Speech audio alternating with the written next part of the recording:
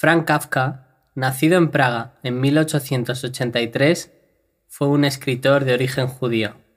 Su obra está considerada como una de las más influyentes de la literatura universal, en la cual abundan temas y arquetipos sobre la alienación, la brutalidad física y psicológica, los conflictos entre padres e hijos, personajes envueltos en aventuras terroríficas, laberintos de burocracia y transformaciones místicas. En cuanto a la técnica literaria, los estudiosos de su obra señalan que ésta participa de las características del expresionismo y el surrealismo.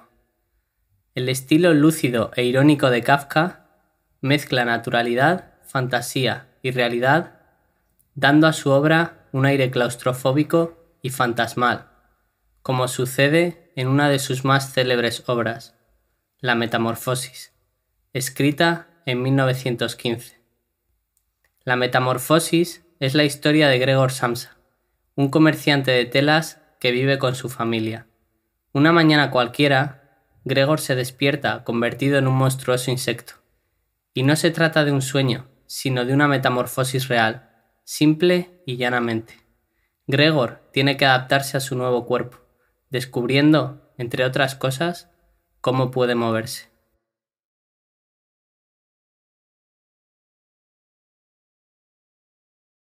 Cuando Gregor Samsa se despertó una mañana, después de un sueño intranquilo, se encontró sobre su cama, convertido en un monstruoso insecto.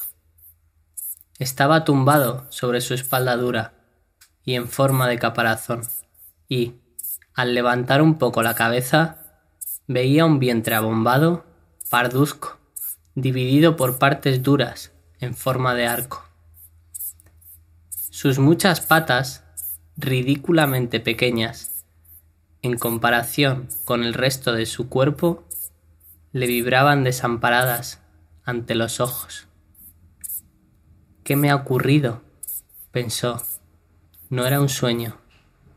La mirada de Gregor se dirigió después hacia la ventana. ¿Qué pasaría si durmiese un poco más y olvidase todas las chifladuras?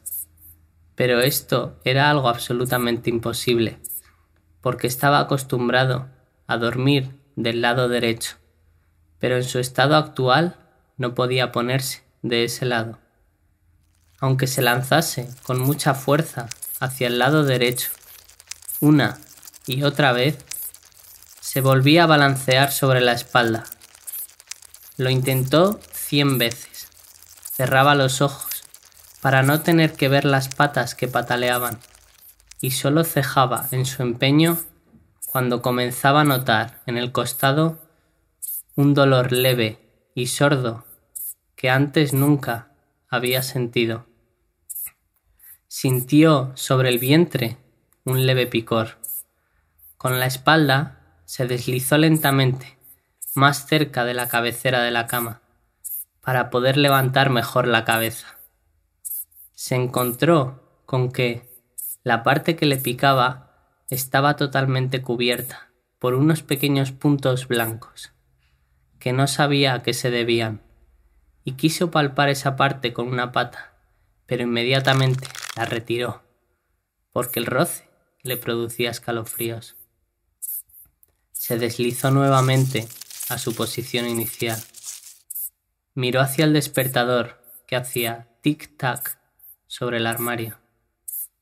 Gregor, a excepción de una modorra realmente superflua, después del largo sueño, se encontraba bastante bien, e incluso tenía mucha hambre. Llamaron cautelosamente a la puerta, que estaba a la cabecera de la cama. «Gregor», era la madre. «Son las 7 menos cuarto. ¿No ibas a salir de viaje?» ¡Qué dulce voz! Gregor querría haber contestado detalladamente y explicarlo todo, pero en estas circunstancias se limitó a decir: «Sí, sí, gracias, madre. Ya me levanto». Y ya el padre llamaba suavemente, pero con el puño, a una de las puertas laterales: «Gregor, Gregor. ¿Qué ocurre? Tras unos instantes, insistió de nuevo, con voz más grave. Gregor. Gregor. Desde la otra puerta se lamentaba en voz baja la hermana. Gregor, ¿no te encuentras bien? ¿Necesitas algo? Gregor contestó hacia ambos lados. Ya estoy preparado. Pero la hermana susurró. Gregor, abre, te lo suplico. Pero Gregor no tenía ni la menor intención de abrir. Al principio tenía la intención de levantarse tranquilamente y, sin querer ser molestado, vestirse y, sobre todo, desayunar. Y después pensar en todo lo demás, porque en la cama, eso ya lo veía, no llegaría con sus cavilaciones a una conclusión sensata. Recordó que, ya en varias ocasiones, había sentido en la cama algún leve dolor, quizá producido por estar mal tumbado, dolor que, al levantarse, había resultado ser solo fruto de su imaginación, y tenía curiosidad por ver cómo se iban desvaneciendo paulatinamente sus fantasías de hoy. Tirar del cobertor era muy sencillo. Solo necesitaba inflarse un poco y caería por sí solo. Pero el resto sería difícil, especialmente porque él era muy ancho. Hubiera necesitado brazos y manos para incorporarse, pero en su lugar tenía muchas patitas que, sin interrupción, se hallaban en el más dispar de los movimientos y que, además, no podía dominar. Si quería doblar alguna de ellas, entonces era la primera la que se estiraba. Y si por fin lograba realizar con esta pata lo que quería, entonces todas las demás se movían, como liberadas, con una agitación grande y dolorosa. No hay que permanecer en la cama inútilmente, se decía Gregor. Quería salir de la cama, en primer lugar, con la parte inferior de su cuerpo, pero esta parte inferior que, por cierto, no había visto todavía y que no podía imaginar exactamente, demostró ser difícil de mover. El movimiento se producía muy despacio, y cuando, finalmente, casi furioso, se lanzó hacia adelante con toda su fuerza, sin pensar en las consecuencias, había calculado mal la dirección.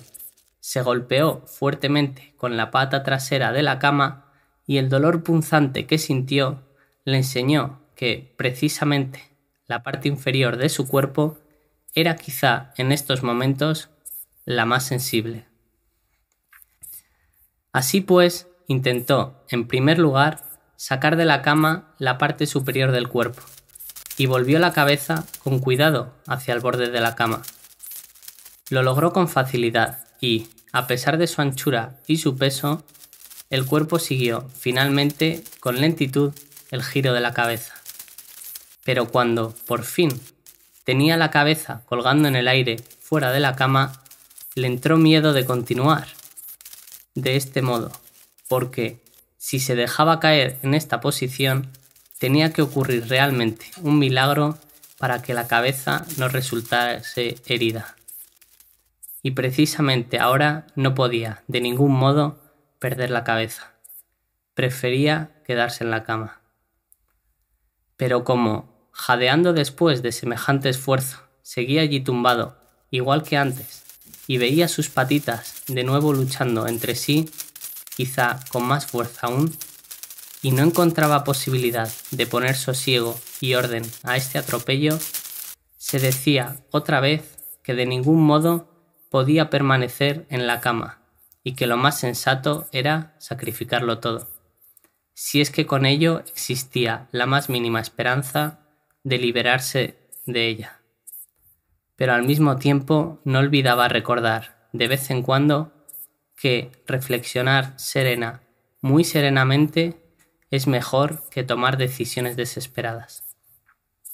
En tales momentos dirigía sus ojos lo más agudamente posible hacia la ventana, pero, por desgracia, poco optimismo y ánimo se podían sacar del espectáculo de la niebla matinal, que ocultaba incluso el otro lado de la estrecha calle.